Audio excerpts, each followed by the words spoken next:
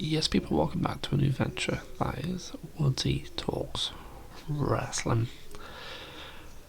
I'm very excited to start this new venture. We're going to get further into everything we love and question about the art of pro wrestling. So today's video, as you can see by the title, is regarding the upcoming Elimination Chamber.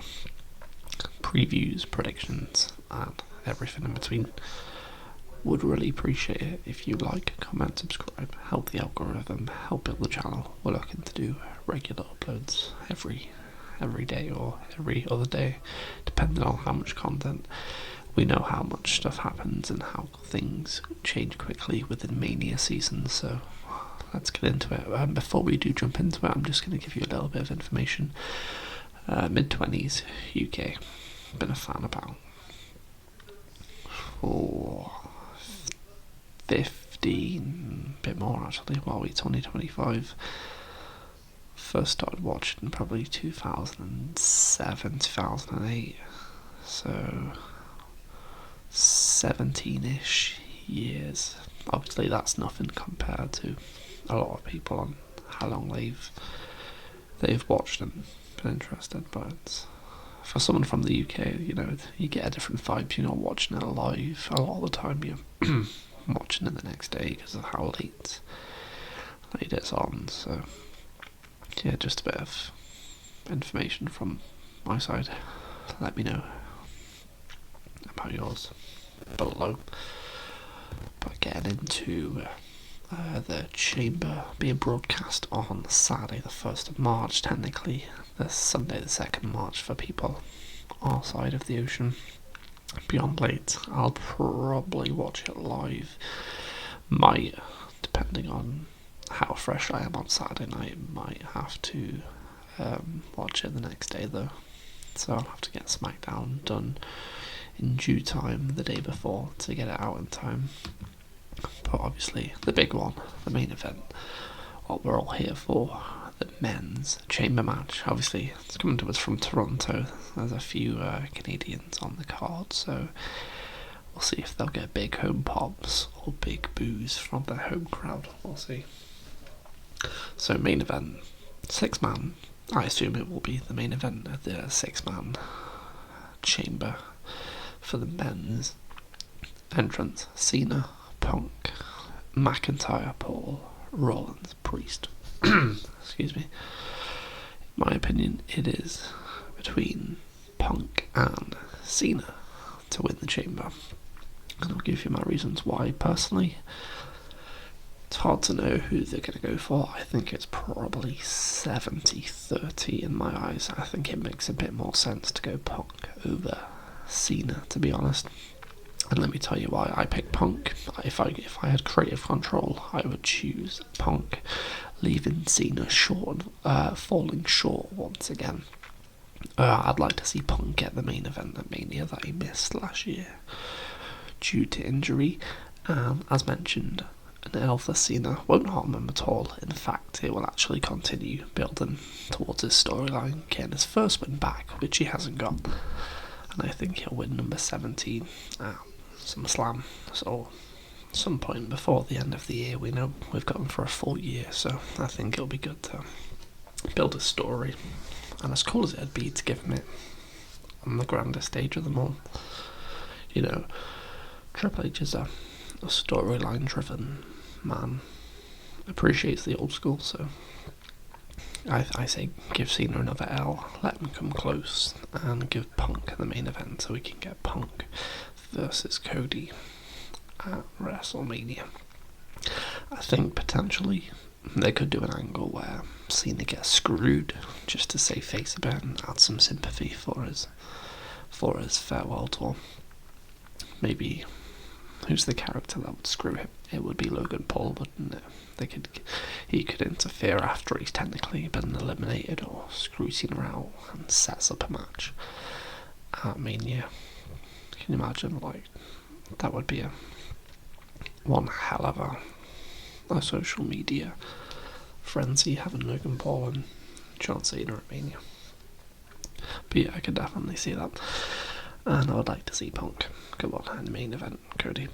Like Punk, Cena, Rhodes, to me, it's just a little bit boring, with them both being baby faces, and a little bit predictable. It's not something I would want to see. I'm sure it would be decent, and the build would be decent, but I wouldn't more than that. I would like to see Punk go after Cody with the history between them that they've mentioned previously, so I think that would be the best use of the main event spot. One other person who could have maybe won it would be Drew, but Drew doesn't stand a chance, unfortunately. He should have a chance, but he won't. I think Drew and Priest will set themselves up for a Mania match. Whether that's the best use of Drew's ability for a big WrestleMania match, that is unsure. It would definitely benefit Priest more than Drew. Can't help but feel Drew's been a little bit done over, but he will get his title run and title feud in due time. Don't see Drew winning this. Priest and McIntyre could have a banger at WrestleMania.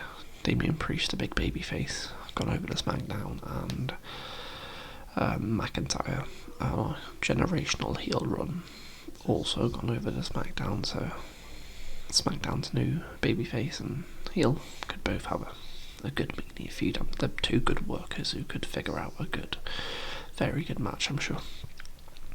And as I mentioned, I'd like to see Drew in the title match post-Mania, as his heel run has just been too good, and he needs a title run that isn't in COVID and has actual people in the crowd, because his work is very, very good since signing the new contract.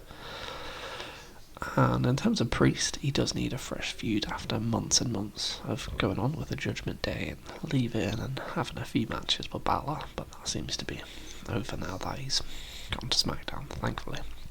In terms of Rollins is an odd one. There was times that I thought Finn could have gone over on Raw, to be honest, like with the mistake with the pinfall, etc. But I'd like to see Rollins obviously not win, and he could further turn heel when he loses at the Chamber, and he can snap a little bit more. We seen him after the Rumble snap and stomp Reigns out and start beefing with Punk, so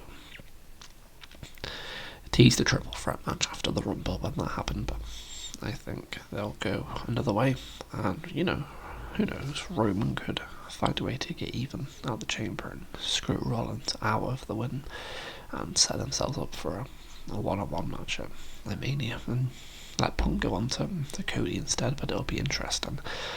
It's very interesting, the crowd reaction. He's still getting his song sung, even though he technically is turning more heel. I think he is just one of those characters that a lot of people like, so even when Rollins turns full heel, like Drew heel, I don't think he'll be fully booed out of the building.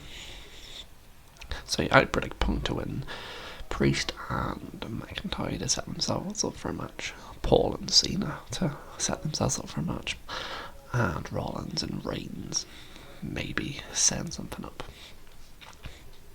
Whether Reigns will show at the Chamber, or it could be the week after, who knows. I hope he does though. And moving on, Bianca to the women's main event, the Women's Chamber. We've got Bianca, Naomi, BAYLEY, ROXANNE, PEREZ, Liv Morgan and Alexa Bliss. I think Jade Cargill returns and outs either Naomi or Bianca as her attacker from all those months ago. Dragged on a bit too long, if it's for me. We know they've been pinning it on Liv and Raquel with the new footage, but it's not Liv and Raquel.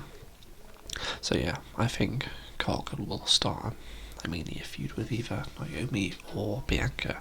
Obviously it's been pointing to Naomi with the recent weeks, but they could swerve and go Bianca instead, turning her heel, which could be much needed after years of being a babyface, and apparently she was very good in NXT Black and Gold as a heel, so wouldn't mind a bit of a change for Bianca after all these years. Obviously BAYLEY and Roxanne Perez will be intertwined after having feuded for the last couple of months, both in NXT and on the main roster. Reports that BAYLEY is looking to give PEREZ her first Mania match, which you would assume means she's wanting to put the Prodigy over at Mania, which would be a big way to get moved up to the main roster, the Raw after. Liv Morgan's in it. Don't really care for Liv Morgan, but I think her and Raquel Rodriguez will get a tag team match at Mania versus whoever is the champs then, because I think the tag team championships will be coming off Cargill and actually I'm not too sure about that, but I think they are being set up for maybe it's a multi-woman tag team match at Mania. Who knows? Including Jax and LERAE maybe.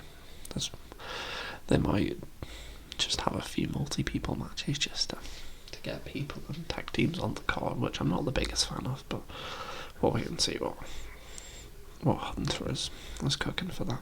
Alexa Bliss, she looks like she's going to be joining the White Six since her return with all of the White Six effects. Every time she's had screen time, she won't win the chamber, but she might do like a cool spot, like a nice twisted Bliss off a cage or something, so she'll turn up, hopefully get some of that ring rust off. The people's main event really, two hometown boys, KO and SAMI, in an unsanctioned match. Obviously after the brutal ladder match at the Rumble, KO snapped and attacked SAMI the week after, blaming him for not being a friend and putting the bloodline before their friendship. SAMI's obviously going to come into this selling a neck injury off the package pile driver, the same one that put Randy Orton on the shelf once, and Cody as well, before winning that aforementioned ladder match. What I do know is the home crowd in Toronto will be absolutely red hot, especially for SAMI, the big babyface, and KO will get a thunderous hometown heat, I assume, and he's going to play into that. Expect it to be a war. Predictions, I could honestly see Orton returning and helping ZAYN / saving ZAYN, which means he would get revenge on Owens for the package pile driver. I put him out for months, kayfabe obviously, and ZAYN to go into a WrestleMania feud with Karrion Kross after their interactions the last few weeks and Kross's social media promos being cut on Sami Zayn. Whether or not that's the best use of ZAYN for a big Mania match, I'm unsure, but Triple H seems to really be insisting on getting Kross back. He seems to have dropped the Final Testament, seems to be going alone with Kross as a singles act with Scarlett by his side, so we'll see. But yeah, I predict Orton return and Karrion Kross and ZAYN to carry on their feud into Mania, although I wouldn't be surprised if Orton didn't return and this itself bleeds over into Mania, but I think Orton will play a part somewhat. Whether he comes back as a heel or face, you never know, but I think he'll be a face. It's more likely to be face, but you never know if they'll swerve and Orton will come back as a heel. You got to imagine he's coming for Cody eventually, but I don't think this is the time. That could be post-Mania. And on the last official match, Tiffany Stratton and Trish Stratus versus Nia Jax and Candice LeRae. Interested in one side of this match, not the other, I'll be honest. Again, Trish will get a big Canadian pop. Expect a decent match. Not the biggest fan of Nia Jax, but she has improved slightly on her second run with the company, depending on who she's worked with. She's had some good work with Naomi, but like things like War Games and all, she's had some horrible spots as well, like that chair spot with Naomi. It was pathetic, but depending on who she works with, she can put on a decent match, which is a slight improvement over her first run, but I'm not the biggest fan. Candice LeRae, I like her, but getting a little bit over this role as Jax's stooge, so I think it'll be a simple win. And Trish will get the pinfall to send the crowd home happy, and Stratton will then win and look on to the Queen Charlotte Flair at Mania, with Stratton hopefully going over. See if they put Charlotte over Stratton, I'll be fuming. But yeah, that is all for the first one. just an introduction, to be honest, just to see how this goes and see if it lands at all. Let me know. Do you agree with any points? Disagree? Anything you want to see from creative?